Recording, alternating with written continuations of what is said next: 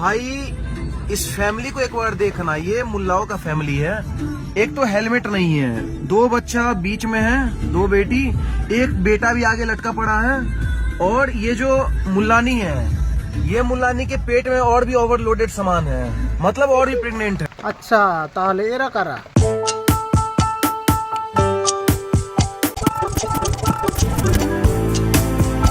এবার বল, এবার তো বলবি না কেন?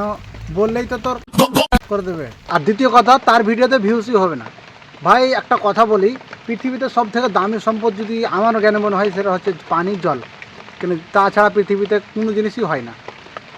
ঠিক তেরকমই ভারতে যদি তাদের কাছে যারা এই সব কথা বলছে তাদের কাছে সব থেকে যদি দামি সম্পদ হয়ে থাকে তা হচ্ছে মুসলিম। কারণ মুসলিম ছাড়া তাদের পলিটিক্স চলে না।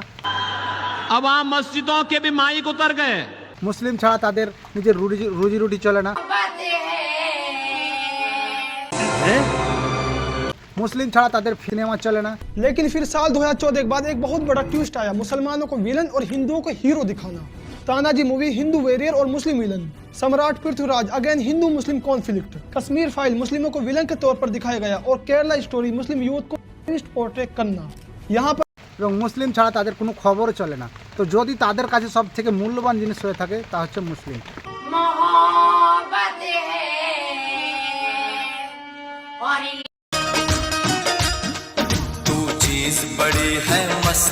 তো ভাইরা, মুসলিম ভাইরা, তার আপনারা যদি এই ভিডিও দেখে আপনারা যদি মনে করার কোনো কথা নেই, কারণ আমরাই হচ্ছে তাদের মেন হাতিয়ার।